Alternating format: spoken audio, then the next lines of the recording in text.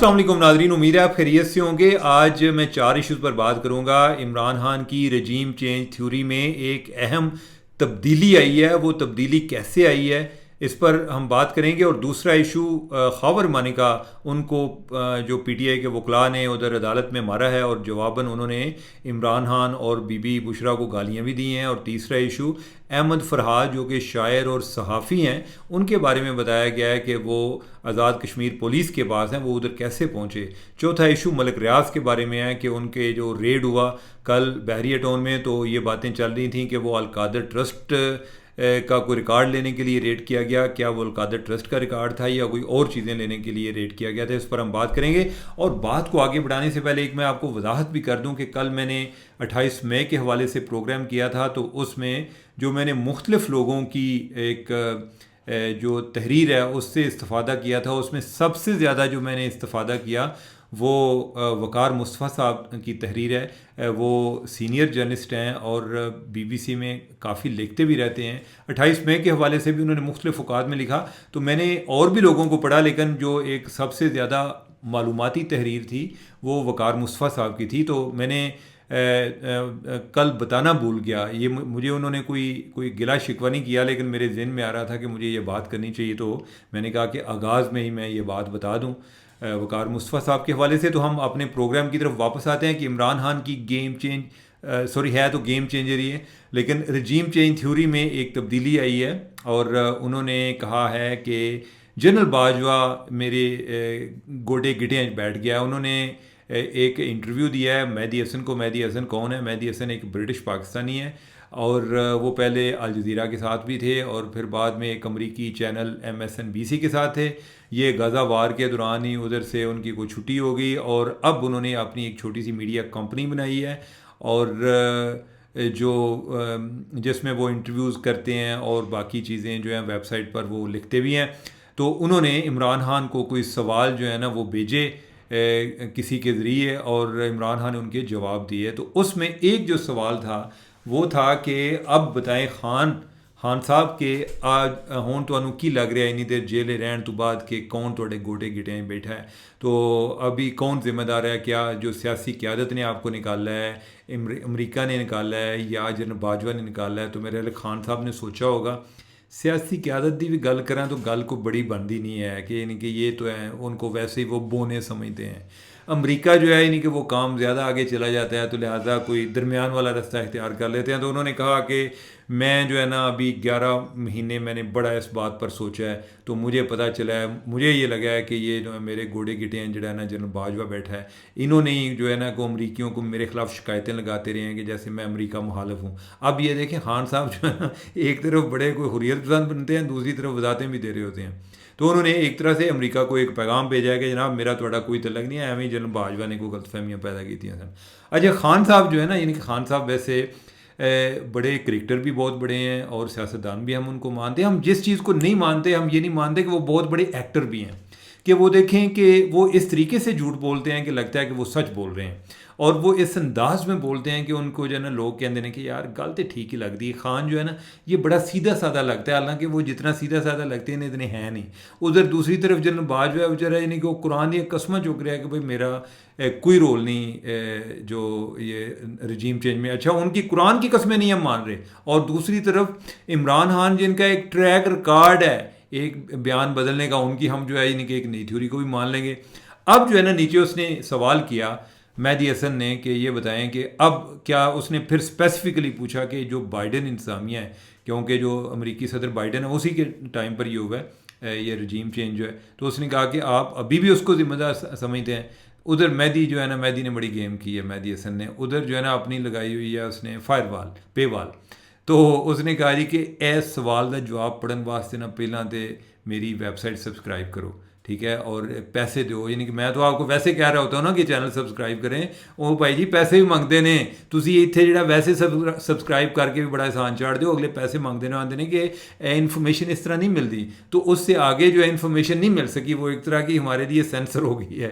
لیکن یہ ہے کہ اوور آل اوپر جو انہوں نے جواب دیا وہ یہ دیا، اتنے انہوں نے جو ہے نا اپنی گولی فٹ کر لی ہے، انہوں نے نا جو گن سیدھی کی ہے وہ جنرل باجوہ کی طرف کی ہے۔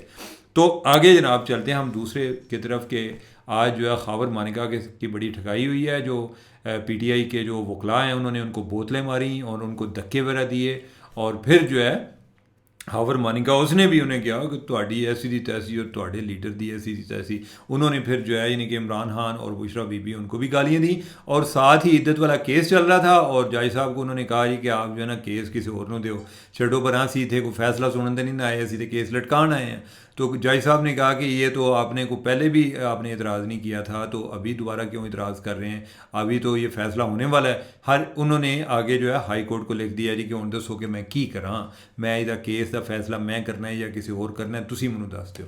تو لہٰذا وہ معاملہ جو ہے ابھی عدت والا ادھر لٹک گیا ہے, اور اس دوران جو ہے خاور مانیکا کی ہوگی ٹھکائی.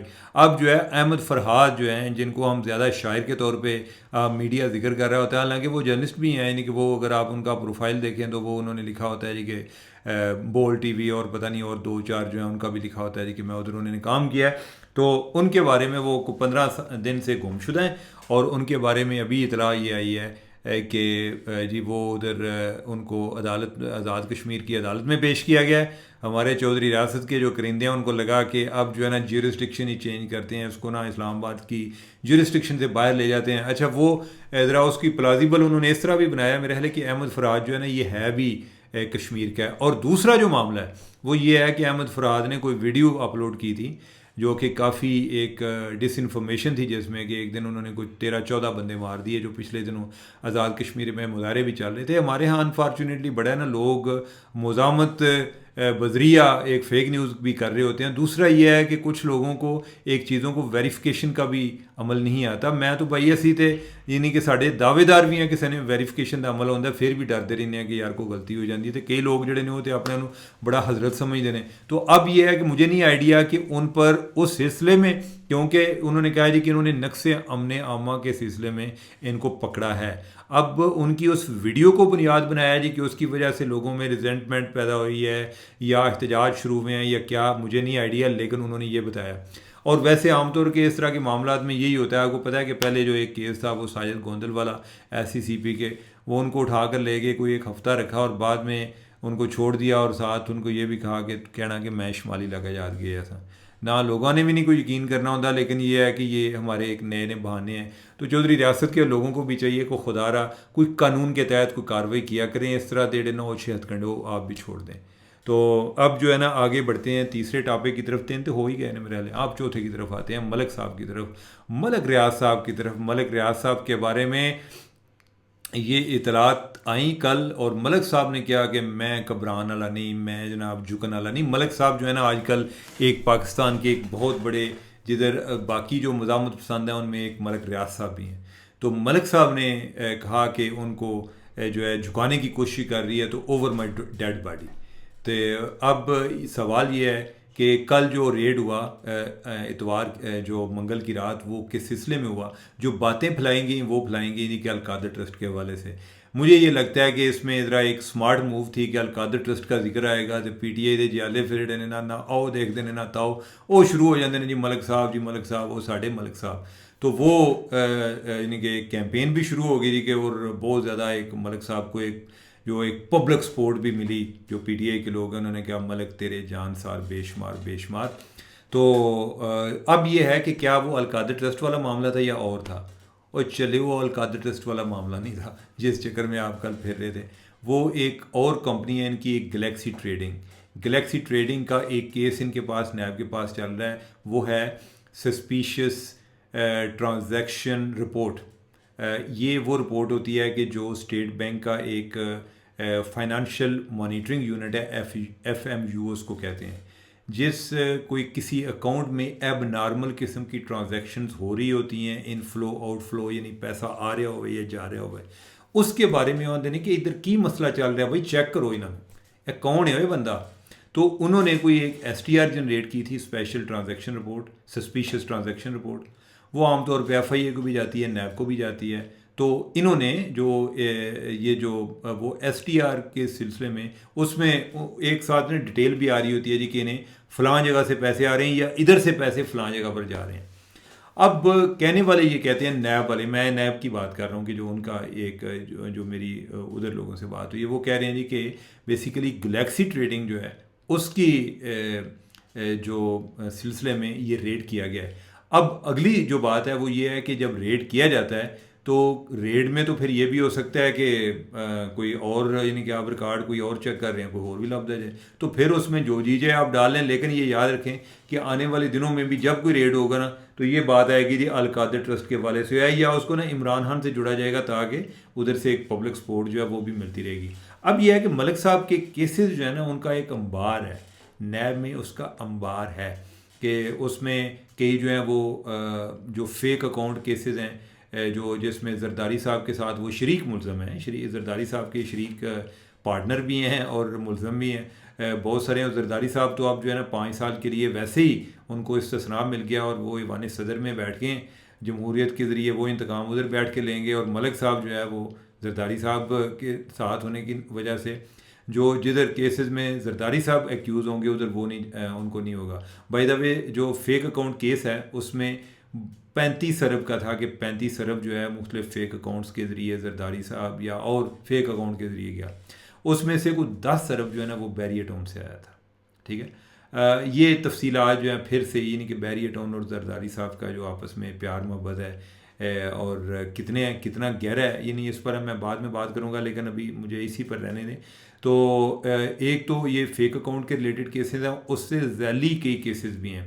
کچھ کیسز ہیں جیسے جو پہلے جس کیس میں سپریم کورٹ نے ان کو 460 ارب کا کہا تھا جمع کرائیں, وہ جمع نہیں کرائے, وہ کیس کھل گیا, اس پر بھی معاملہ چل رہے ہیں. کچھ جو ہیں کوئی یہ جس طرح ایس ٹی آر وغیرہ والے کیسز ہیں وہ ہیں. کچھ کیسز ہیں کہ جس میں زرداری صاحب ڈائریکٹ نہیں ہے, اومنی گروپ جو کہ زرداری صاحب کے ساتھ جس کو لنک کیا جاتا ہے کہ جی ان پر الزام ہے جی کہ سارے فیک اکاؤنٹ وہی چلا رہے تھے, تو ان پر یعنی کہ کئی کیسز ہیں جس میں ملک صاحب جو ہیں ان کے ساتھ یعنی کہ ان کا یعنی کہ شریک ملزم ہے.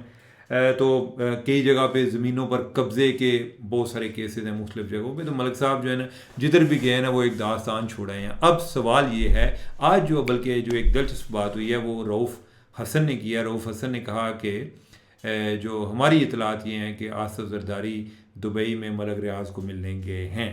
تو اب یہ ہے کہ ملک ریاض بچ پائیں گے کیا؟ آصف زرداری صاحب کی محبت ملک صاحب کے ساتھ اسی طرح قائم ہے یا کہ اس میں کوئی کمی آ گئی ہے؟ زرداری صاحب جو اس ٹائم ملک صاحب جس جہاد میں انہوں نے کود پڑے ہیں یا جس طرف جو ان کے خلاف دوسری سائڈ ہے یعنی کہ نیب ہے یا نیب کو ڈیل کرنے والی اسٹیبلشمنٹ ہے, تو زرداری صاحب کدھر کھڑے ہیں؟ وہ ملک صاحب کے ساتھ کھڑے ہیں یا کہ وہ اسٹیبلشمنٹ کے ساتھ کھڑے ہیں؟